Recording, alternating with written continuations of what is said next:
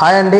మీ అందరికి నిజంగా దేశభక్తి ఉందా? దేశభక్తి ఉంటే ఈ యొక్క వీడియోని స్కిప్ చేయకుండా లాస్ట్ వరకు చూసేటువంటి ప్రయత్నం చేయండి. ఈ యొక్క వీడియో అనేది ప్రస్తుత సమాజానికి మన భారతదేశంలో నివసిస్తున్నటువంటి ప్రతి ఒక్క వ్యక్తికి కూడా అత్యంత అవసరమైనటువంటి వీడియోగా భావించి మీ అందరి కోసం ఈ యొక్క వీడియో చేయటం అనేది జరిగింది. వీడియో అనేది చాలా అంటే చాలా అవసరం నేటి సమాజానికి. మీరందరూ చివరి వరకు చూసినట్టయితే ఈ వీడియోలో ఉన్నటువంటి సారాంశం ఏందనేది మీ అందరికీ అర్థమయ్యే అవకాశం ఉంటుంది కాబట్టి వీడియోని ఎక్కడా కూడా స్కిప్ చేయకుండా లాస్ట్ వరకు చూసేటువంటి ప్రయత్నం చేయండి. ఇంకా ఆలస్యం చేయకుండా వీడియోలోకి వెళ్ళేటువంటి ప్రయత్నం చేద్దాము. రీసెంట్ గా తమిళనాడు రాష్ట్రంలో ఉన్నటువంటి ఒక ఐపీఎస్ ఆఫీసర్ కి అక్కడ ఉన్నటువంటి ఒక రిపోర్టర్ ఒక ప్రశ్న అడగటం అనేది జరిగింది. అదేంటంటే, సార్, రీసెంట్ గా ఉక్రెయిన్ కి రష్యాకి మధ్యలో యుద్ధం జరిగింది కదా, ఆ యుద్ధం ద్వారా మీరు నేర్చుకున్నటువంటి పాఠాలు ఏంటివి, ఆ యుద్ధం ద్వారా మీకు తెలిసినటువంటి అంశం ఏంటి అనేటువంటి ప్రశ్న అక్కడ ఉన్నటువంటి విలేకర్ ఆ యొక్క ఐపీఎస్ ఆఫీసర్ని అడగటం అనేది జరిగింది. దానికి సమాధానంగా అక్కడ ఉన్నటువంటి ఐపీఎస్ ఆఫీసర్ ఏమని చెప్పారంటే, నేను ఈ యొక్క ఉద్యోగంలో ఉంటూ నేను పెద్ద పెద్ద బంగ్లాలు కట్టుకోవచ్చు, పెద్ద పెద్ద పొలాలను కొనుక్కోవచ్చు, పెద్ద పెద్ద కార్లలో తిరగవచ్చు. ఇవన్నీ ఏవి సంపాదించినా సరే నేను బాగుండాలంటే మొదట నా దేశం బాగుండాలి. నా దేశం బాగుంటేనే నేను ఇవన్నీ ఉన్నా కూడా వాటన్నిటిని అనుభవించగలుగుతాను. కాబట్టి ఫస్ట్ నేను నా దేశాన్ని సంరక్షించుకోవాలని చెప్పిండు. అంతేకాకుండా ఇక్కడ రష్యా ఉక్రెయిన్కి సంబంధించినటువంటి యుద్ధం ద్వారా మనందరం గ్రహించాల్సినటువంటి విషయం ఏంటంటే, రష్యా ఉక్రెయిన్ పైన దాడి చేస్తే ఉక్రెయిన్ దాని చుట్టుపక్కల ఉండేటువంటి వివిధ రకాల దేశాల్లో వెళ్ళి తలదాచుకోవటం అనేది చేసింది. ఆ దేశాలు కూడా ఉక్రెయిన్ దేశంలో ఉన్నటువంటి ప్రజల్ని అక్కడ ఉండడానికి అవకాశం కల్పించరు. కానీ భారతదేశానికి ఆ పరిస్థితి లేదు. ఒకవేళ భారతదేశం పైన వేరే దేశాలు దాడి చేస్తే మనం వెళ్ళి తలదాచుకుందామంటే ఒకవైపు పాకిస్తాను, మరొక వైపు చైనా, మరొక వైపు బంగ్లాదేశ్, కిందికి వెళ్తే అరేబియా సముద్రం, ఇటువైపు వెళ్తే బంగాళాఖాతం. ఎక్కడికి వెళ్ళి తలదాచుకుందామన్నా ఏ దేశాలు కూడా నేను తలదాచుకోవడానికి ఆ దేశంలో అడుగు పెట్టనివ్వవు. మరి ఇటు వెళ్దామంటే బంగాళాఖాతం, అటు వెళ్దామంటే అరేబియా సముద్రం. ఎటు వెళ్ళి నువ్వు దాక్కుంటావు, ఎక్కడెళ్ళి బతకగలుగుతావు? కాబట్టి ఒక విషయం గుర్తుపెట్టుకోండి, నువ్వు చచ్చినా బతికినా భారతదేశంలోనే ఉండాలి. మనకు ఆదరగా నిలిచేటువంటి దేశాలు ఏవీ లేవు. మరి ఈ విషయాన్ని ఎందుకోసం చెప్పాలనుకున్నా అంటే, ఈరోజు భారతదేశంలో ఉంటూ భారతదేశానికి వ్యతిరేకంగా పనిచేసేటువంటి కొంతమంది దేశ ద్రోహులకు ఈ యొక్క విషయం అర్థం కావాలన్న ఉద్దేశంతో ఈ యొక్క వీడియో చేయడం జరిగింది. ప్రధానంగా మన భారతదేశంలో ఉండేటువంటి కొంతమంది వ్యక్తులు మన దేశాన్ని తక్కువ చేస్తూ వేరే దేశాన్ని ఎక్కువ చేస్తూ చెప్తున్నారు.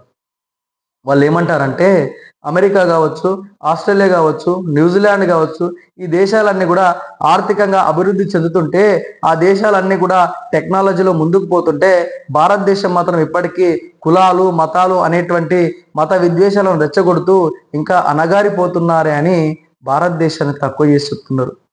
అలాంటి వ్యక్తులకు నేను ఇచ్చే సమాధానం ఒకటే, భారతదేశం పైన వివిధ రకాల దేశాలకు సంబంధించిన వ్యక్తులు అనేక సార్లు భారతదేశం పైన దండయాత్ర చేసి భారతదేశాన్ని నాశనం చేయడానికి ప్రయత్నం చేశారు.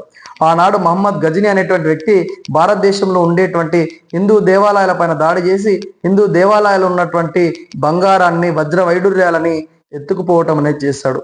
ఇలా ఒక్కసారి కాదు, వందల సార్లు, వేల సార్లు మన దేశంలో ఉన్నటువంటి వివిధ రకాల దేవాలయాల పైన దాడి చేసి వాటిని ధ్వంసం చేసేటువంటి ప్రయత్నం చేస్తాడు. అంతేకాదు, అలెగ్జాండర్ కావచ్చు, బ్రిటిష్ వాళ్ళు కావచ్చు, ఫ్రెంచ్ వాళ్ళు కావచ్చు, డచ్ వాళ్ళు కావచ్చు, ఇలా వివిధ రకాల దేశాలకు సంబంధించినటువంటి వ్యక్తులు మన దేశం పైన దాడి చేసి మన దేశంలో ఉన్నటువంటి సంపదను దోచుకుపోయారు. అలా దోచుకుపోయినా సరే 1947లో భారతదేశానికి స్వాతంత్రం వచ్చిన తర్వాత తిరిగి ఈరోజు భారతదేశం ప్రపంచంలోనే 4వ అతిపెద్ద ఆర్థిక వ్యవస్థగా భారతదేశం నిలబడ్డదంటే భారతదేశం అనేది ఎంత గొప్ప దేశం మీరు అందరూ అర్థం చేసుకోవచ్చు.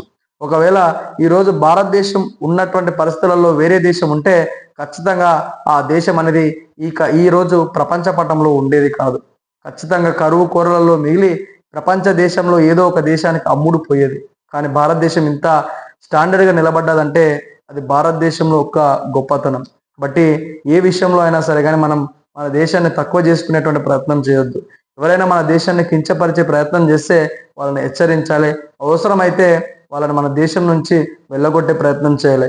మన దేశంలో ఉంటూ మన తిండి తింటూ మన దేశానికి వ్యతిరేకంగా పనిచేసేటువంటి వ్యక్తులు మన దేశానికి చాలా ప్రమాదకరము. ఒకరోజు వీర సావర్కర్ అనేటువంటి వ్యక్తి ఒక మాట చెప్పడం అనేది జరిగింది. మన దేశానికి ప్రమాదము మన దేశంలో ఉండేటువంటి హిందువుల వల్ల కాదు, మన దేశంలో ఉండే ముస్లింల వల్ల కాదు, మన దేశంలో ఉండే క్రైస్తవుల వల్ల కాదు, మన దేశంలో ఉండే బౌద్ధుల వల్ల కాదు, హిందూ మతంలో ఉంటూ హిందూ దేశానికి వ్యతిరేకంగా పనిచేసేటువంటి కొంతమంది దేశ ద్రోహుల వల్లనే భారతదేశానికి ప్రమాదం అని వీర సావర్కర్ గారు ఎప్పుడో చెప్పడం అనేది జరిగింది. అందుకోసమే ఈ యొక్క విషయాన్ని మీ అందరికీ తెలియజేయాలన్న ఉద్దేశంతో ఈ యొక్క వీడియో చేయడం అనేది జరిగింది. మన చుట్టూ ఉంటూ మనకే వెన్నుపోటు పొడిచేటువంటి ప్రయత్నం చాలా మంది వ్యక్తులు చేస్తున్నారు. అలాంటి వ్యక్తులతో మనం జాగ్రత్తగా ఉండాల్సినటువంటి అవసరం ఉంది. వాళ్ళు మాట్లాడే మాటల్ని మనం ప్రశ్నించకపోతే మన గొంతు నొక్కేటువంటి ప్రయత్నం చేస్తారు. కాబట్టి ఇలాంటి విషయాలు మీ చుట్టుపక్కల ప్రాంతంలో ఎక్కడ జరిగినా సరే మీరు ప్రశ్నించి వాళ్ళని ఎదుర్కొనేటువంటి ప్రయత్నం చేస్తారన్న ఉద్దేశంతో ఈ యొక్క వీడియో చేయటం అనేది జరిగింది. మరి ఈ వీడియో మన దేశంలో ఉండేటువంటి చాలా మంది వ్యక్తులకు చేరాలంటే మీరు అందరూ చేయాల్సినటువంటి విషయం వీడియో కింద లైక్ చేసేటువంటి ప్రయత్నం చేయండి. ఇలాంటి మంచి మంచి వీడియోస్ కోసం మీరు అందరూ మన ఛానల్ని సబ్స్క్రైబ్ చేసుకుంటారని ఆశిస్తున్నాను. మరొక మంచి వీడియోతో మేము ముందుకు వచ్చేటువంటి ప్రయత్నం చేస్తాను. అందరికీ ధన్యవాదాలు. జై హింద్, జై భారత్.